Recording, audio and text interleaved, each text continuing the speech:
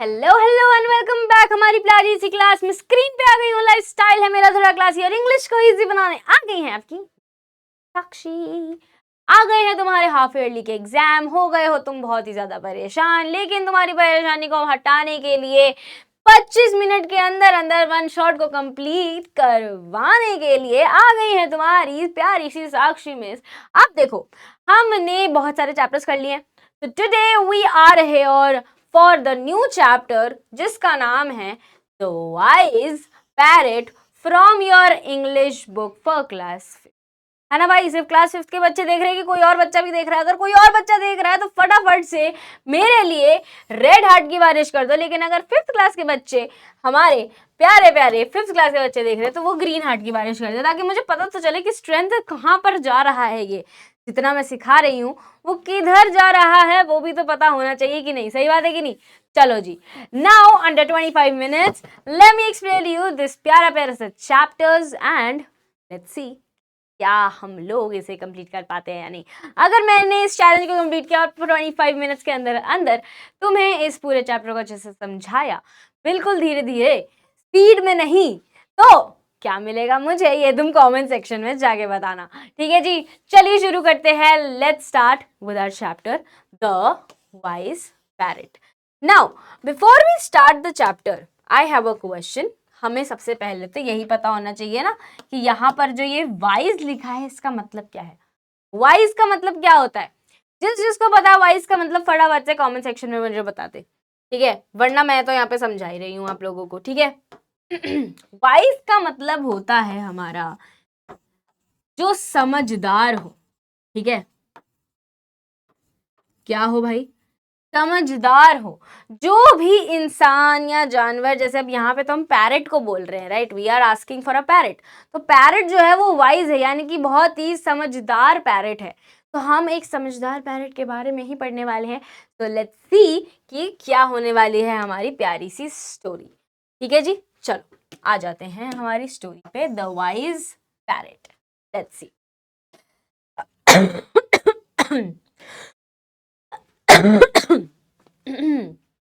तबीयत बहुत ज्यादा खराब है मेरी, और कुछ नहीं है। चलो जी, let's go. In a quiet village, a rich merchant kept a bright and talkative parrot in a cage of gold. Now let's understand. In a अच्छा पहले पूरा पढ़ो और फिर समझाती हूँ, है ना? एक एक लाइन तो बहुत ज्यादा हो जाएगा। चलो जी। In a quiet village, a rich merchant kept a bright and talkative parrot in a cage of gold. The parrot had a sharp mind and often entertained the merchant with stories and songs. However, deep inside, the bird longed for the open skies and green trees. तो ये है हमारा प्यारा प्यारा सा wise parrot. ठीक है जी, क्या है ये? हमारा वाइज पैरेट है ये हमारा, ठीक है? और इसको कहाँ पे रखा गया था? इन अ क्वाइट विलेज, एक बहुत ही क्वाइट यानी कि शांत। क्वाइट का मतलब क्या होता है भाई? क्वाइट का मतलब क्या होता है हमारा? शांत, है ना? बहुत ही शांत विलेज में एक rich merchant. Now what is merchant ma'am? Merchant का मतलब होता है वो इंसान जो गुड्स को सेल करता है और बाय करता है, ठीक है? मर्चेंट का मतलब क्या है यार? अब ये तो बहुत लंबे लंबे मीनिंग हो गए, बट मैं बेसिक बेसिक तुम्हें समझा देती हूँ। इसको लिखना नहीं है, ये बाद में है, तुम्हारी बुक में भी था, तो ये मैंने लास्ट में रख रखा है, ठीक है? तो मर्चेंट क्या होता है भाई? एक ऐसा इंसान जो अपने गुड्स को और अपनी चीजों को मतलब सेल करता है, ठीक है? दुकानदार कह सकते हैं एक तरीके का। मर्चेंट का मतलब होता है जो इंसान गुड्स और सेल्स को, गुड्स और सर्विसेज को सेल और परचेज करता है, ठीक है भाई? Kept a bright and talkative parrot, एक ब्राइट और टॉकेटिव पैरेट को उसने रखा था, लेकिन कहां पर? गोल्ड के केज में। केज यानी कि केज जिसके अंदर हम लोग बर्ड्स को बांध के रखते हैं, पिंजड़ा, ठीक है? केज क्या होता है हमारा? पिंजरा होता है। तो पिंजरे में बंद कर कर उसने किसको रख रखा था? पैरेट को रख रखा था।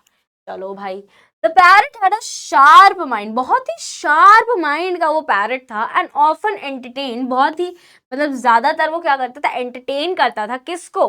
मर्चेंट को। किस चीज से? स्टोरी से गाने गाकर, ठीक है, स्टोरी सुनाता था, गाने गाता था, और जो मर्चेंट है, जो उसका मालिक है, या मर्चेंट यानी कि हमारा जो पर्सन गुड्स और सर्विसेज को सेल परचेज करता है, वो उसको एंटरटेन करता था, ठीक है। हाउएवर डीप इनसाइड, ठीक है, the bird longed for the open skies and green trees. अब देखो भाई, क्योंकि वो एक बर्ड है, ठीक है, आप एक बर्ड को पिंजरे में बंद रखोगे तो उसका तो मन करेगा ना कि यार मैं भी आसमान में उड़ना चाहता हूँ, ठीक है। Even if you are not talking about the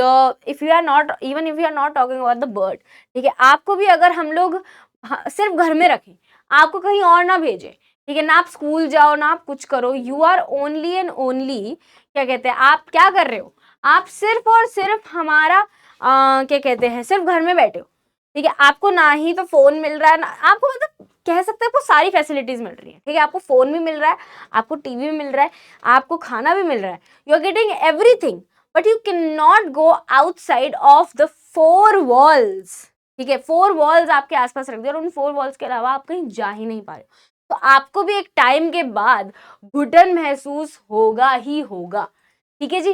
तो वैसे ही हमारा जो वाइस पैरट था, उसकी भी तमन्ना थी कि वो आसमान में जाकर उड़े, बिकॉज इट्स अ बर्ड यार, उसको बाहर ही रहना है, ठीक है। One day the merchant decided to travel far away for business, ठीक है। एक दिन जो मर्चेंट था, उसने क्या डिसाइड किया कि उसको ट्रैवल करना है बिजनेस के लिए थोड़ा दूर। He thought he would do something to please his pet. He walked up to the cage and said, "My beloved parrot, I am about to travel to a far off land. What can I bring for you from there?" उसने क्या पूछा भाई?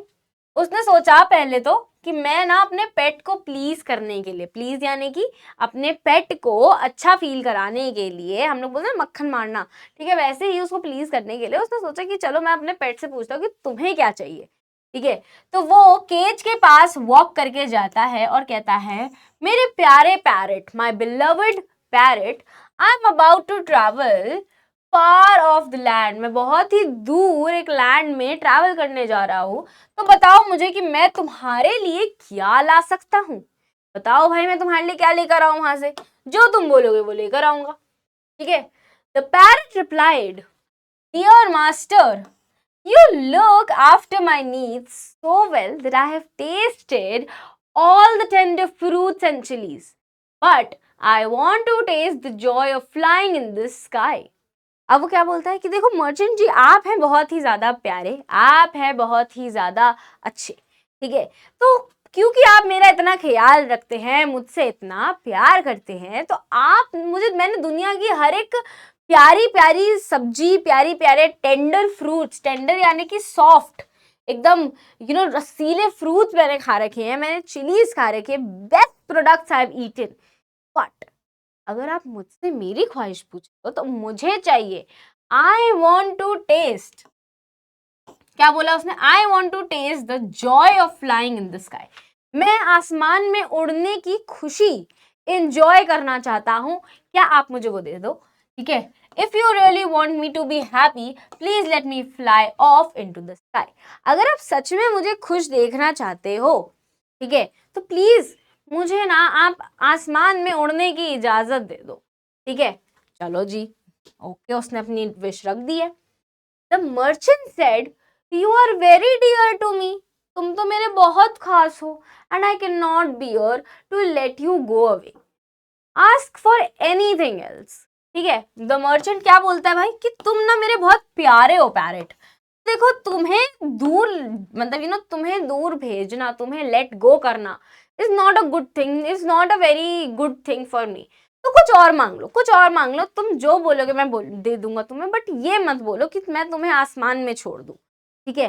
तो जो parrot होता है वो sign करता है, साइन यानी कि हम लोग जब ऐसे बोलते हैं ना, हाँ चलो ठीक, यानी कि हमने मम्मी पापा से कुछ मांगा, ठीक है, कि मम्मी चलो यार पिज्ज़ा मंगा दो, बर्गर मंगा दो, एंड वो मंगा नहीं रहे, ठीक है, अब हम कह रहे हैं हाँ चलो ठीक है यार, कोई नहीं, घर में दाल चावल ही खा लूंगा। तो ये जो साइन का होता है, साइन का मतलब कि एक लॉन्ग डीप ब्रेथ ऐसे छोड़ना, ठीक है, तो the bird signed, since you cannot let me fly, when you see my friends in the jungle, tell them that I send them greeting from the cage.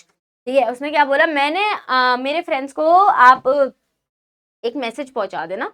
ठीक है, क्या मैसेज पहुंचाना, tell them that I have send the greetings, greetings की hello hi कैसे हो, सब ठीक है कि नहीं, फ्रॉम द केज. चलो भाई आगे चलते हैं. The merchant went off on his travel. On the day, ठीक है, one day in the forest he saw a flight of parrots with the same color as his parrot. ठीक है भाई, जो जिस कलर का उसका पेट था वैसे ही सेम कलर के कुछ पैरट्स की फ्लाइट उसको वहां पे दिखी. ठीक है, and he walked up to the tree and said, "Oh beautiful parrots, I have one of your relatives as a pet and I keep it in a cage of gold." क्या बोलता है वो कि देखो parrots, hi how are you, तुम्हारा एक relative मेरा पेट बनकर मेरे ही घर में एक गोल्ड के केज में रहता है. It has sent greetings for you all. As the merchant finished speaking, one parrot dropped like a stone from the tree and fell on the ground. मतलब वो जैसे ही यहाँ पर उन लोगों को कुछ ना कुछ बता रहा था, एक जो पैरट था वो एकदम ही स्टोन टाइप बन गया. मतलब एकदम से उसकी क्या कहते हैं, पत्थर जैसा हार्ड एकदम होकर वो एकदम फ्यू डेड नीचे गिर गया. पेड़ से सीधा नीचे गिर गया. दिख रहा ना यहाँ पे, पेड़ से सीधा नीचे ही गिर गया. ठीक है, फिर क्या होता है भाई, The merchant was distressed at this. He hurried away from there. On returning home, he went up to his parrot's cage and described all the wonders and the beauty he had seen on his journey and how a flight of parrot had come to the forest he was visiting. ठीक है, मतलब फिर क्या होता है, जो merchant होता है वो ये देख के एकदम से डिस्ट्रेस हो जाता है. डिस्ट्रेस यानी कि एकदम से परेशान हो जाता है कि यार ये क्या हो गया अचानक से, मतलब मैंने तो ये एक्सपेक्ट ही नहीं किया था कि ये क्या हो गया. तो वहां से ना एकदम से हरी डबे यानी कि भाग जाता है वहां से. ठीक है, और जब वो घर वापस आता है, ठीक है, जब वो घर वापस आता है, एक सेकेंड रुक जाओ यार. ठीक है, तो वो जैसे ही घर पे वापस आता है, ठीक है, तो वो पैरट के केज के पास जाता है और पैरट के केज के पास जाकर उसको बताता है कि तुम्हें पता है मैंने कितनी सुंदर सुंदर चीजें देखी, कितनी प्यारी प्यारी चीजें देखी बाहर. एंड इस ब्यूटीफुल जर्नी के बारे में बताते बताते उसने ये भी बताया कि कैसे एक फ्लाइट ऑफ पैरट उसके पास था और उसने फॉरेस्ट में उनको विजिट भी किया.